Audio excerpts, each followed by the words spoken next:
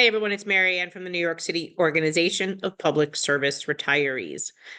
This afternoon, Mayor Adams was at a town hall for older adults in Riverdale, Bronx, New York. And one of the questions was posed by one of our retirees asking him about the Medicare Advantage plan and advising him that he knew that the MLC and the UFT were walking back their support of the healthcare plan. Medicare Advantage plan, that the UFT withdrew its support, that the MLC wrote a letter to the mayor about the problems with the healthcare negotiations, that we've won several times in court. So kudos to the retirees in Riverdale. Thank you for showing up to that event and approaching the mayor with this issue. The mayor is largely correct on what he said today, but there were some errors that we wanted to correct. First of all, he was incorrect about the Health Stabilization Fund. The Health Stabilization Fund pays for the health premium for people who are active workers and under 65 retirees if they choose a plan that is above the benchmark, and the benchmark is the HIP HMO plan. So used to be the GHI plan, which like 92 or 94% of employees and retirees are on the GHI plan. But in years past, that premium plan was below the benchmark. So the benchmark's here, this plan was just below it. And so it was always being paid for. Unfortunately, inflation, costs change, and then there's another aspect to this that the mayor is not acknowledging, and that his own commissioners in OMB and OLR are misrepresenting to him, and that is what we are here for. So Mayor Adams, if you are listening to this, this is important for you to know. Your Office of Labor Relations, under the auspice of Renee Campion and Bob Lynn, negotiated a suppression of the HIP rate. And this was a way to reduce what the city had to pay. It's on your own OLR website. It actually admits that they did this as a savings. Then what they did was, for the first time ever in 2014, at least that we could find,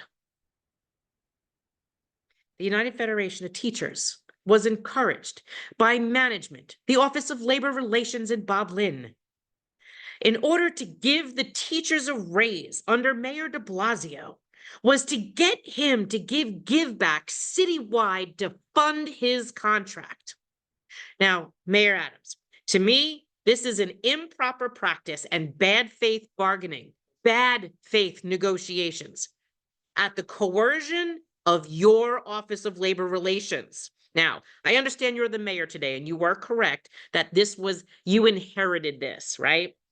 But I'm going to tell you that I don't know if Mr. de Blasio knew about this or not, but I'm telling you today, it is my belief that Office of Labor Relations with OMB have been practicing bad faith bargaining and committed an improper practice. And I challenge Ms. Panapento to look into this from the Office of Collective Bargaining.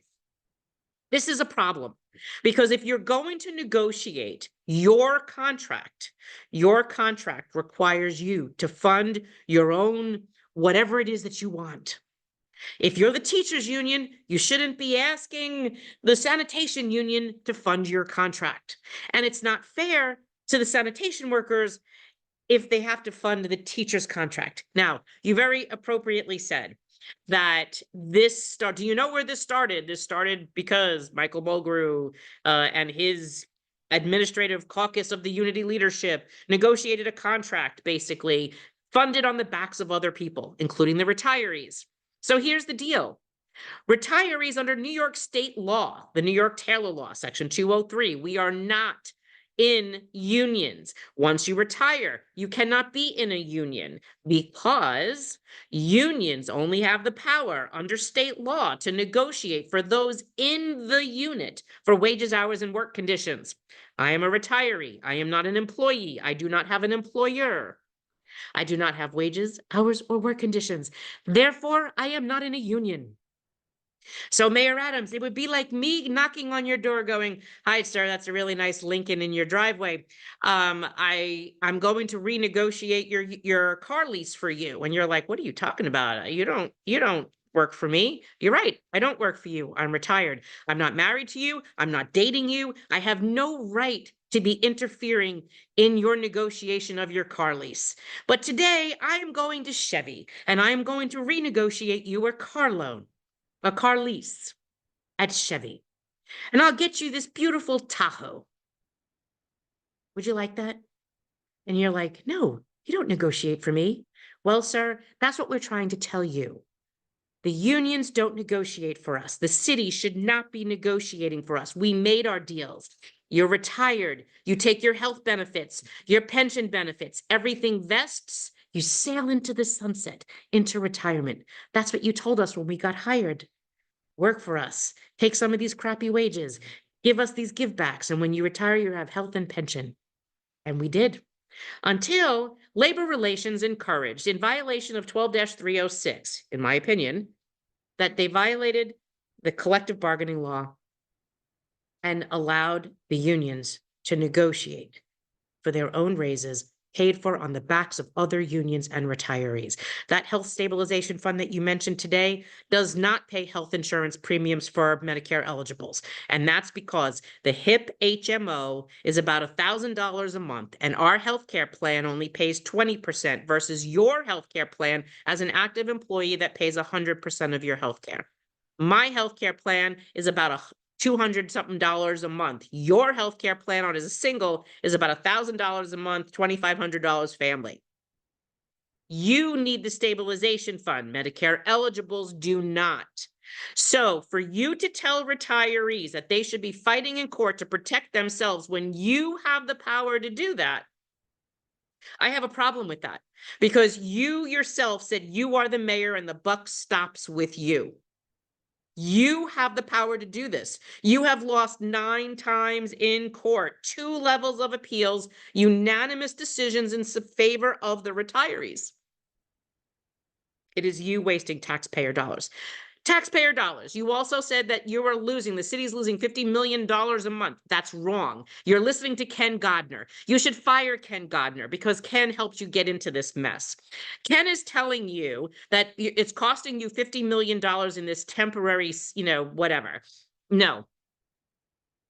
What he's trying to tell you is he helped create this fake hole in the budget that he's trying to get off the skin of unionists or the retirees. He doesn't really care which. This was a give back. If you are a union man, Mayor Adams, then you will defend unionism and you will protect what was done is wrong. 12-306 states that it is an improper practice for either management or the unions to coerce another in interfering with that bargaining unit or with its operations or with its negotiations. We believe that negotiating a contract partially funded by people not in that unit, whether that be other unions or retirees, and misrepresenting that in the 2014 agreement, and we have those minutes to the MLC meetings, we can show you, sir, that your own employees in Office of Labor Relations and OMB did this. So if you want to stand up and be good union, then what you need to do is make sure that labor relations is followed the way it was intended, and that a union bargains its own contracts and it's not funded on the backs of others. Now, you're absolutely right. You did inherit this, and that your healthcare is our healthcare. And if you're truly serious about this and you want this fixed before the election day in November, rather than trying to use retirees in this kind of kabuki game with whatever's going on, if you truly want retirees to get behind you, you will stop this right now. Since November of 2022, the retirees put a bill into LegDoc, and it's been sitting there because Speaker Adams says it violates collective bargaining. I've just educated you, retirees don't bargain. We are not in a union. We do not have representation, and we were always protected because our benefits were vested. If you truly want retirees to support your election, because Brad Lander came out just yesterday saying that he is against Medicare Advantage, and the promise that was made to us should be a promise kept. I believe Scott Stringer said that last time when he left the controller position. He also did an exit interview on WNYC and said that's not right either. And then today you're saying it's not right. No, you said, like the lady's shirt. Well, if you truly believe that and you want the retirees to support what you're trying to do, as retirees make up the largest voting bloc in the city of New York, you will help us pass our legislation. Call Speaker Adams and tell her to stop blocking our bill that was introduced into LegDoc. It was given to LegDoc in November of 2022. Let that bill be brought to the floor. Let that bill be introduced. Pass legislation that the city of New York will protect the promise made to retirees. You could even go so far as previous councils and mayors and pass a resolution to protect and support traditional Medicare so that we are not financing private insurance companies whose real focus is their shareholders and not their retirees. If you're reading or watching any of the videos or the newsletters that we put out, you are well aware that Medicare Advantage is not Medicare and it's not an Advantage. And doctors around the country and hospitals around the country are not accepting this plan. You're worried about yourself. You have a history of diabetes. The last thing I'd like to see is that you choose to retire somewhere where your doctors and hospitals don't accept that plan. But if you had been on traditional Medicare, like my video just 2 days ago, where I have a retiree in Brewster, New York, whose wife is suffering from brain cancer, who Aetna, Medicare Advantage, denied her skilled nursing and told him, take her home and take care of her yourself, or put her in nursing care and you pay for it at a cost of $35,000 a month. The gentleman is in his 60s. He's already working to try to pay whatever bills he has. You want him to work a second full-time job to put his wife in skilled nursing, whereas if he was in Medicare, it would have been covered. So I'm asking a lot of you, Mayor Adams.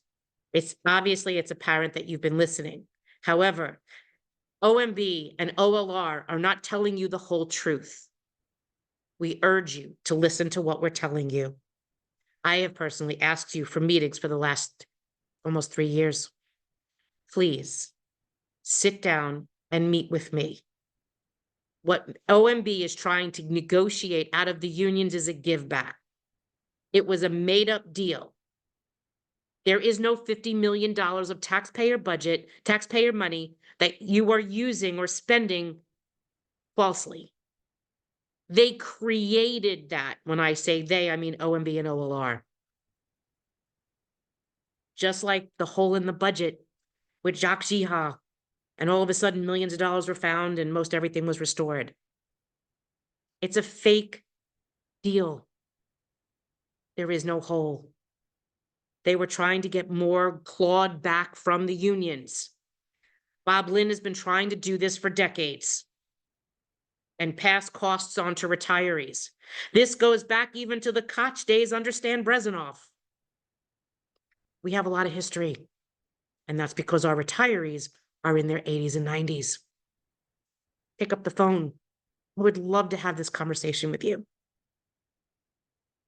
In the meantime, the retirees are reserving their vote for whoever is going to stop this madness and to protect them from what was promised to them and to protect traditional Medicare. Have a great day, everybody. Regardless of what happens outside the city, I have to keep New Yorkers safe. That is my obligation. The buck stops with me.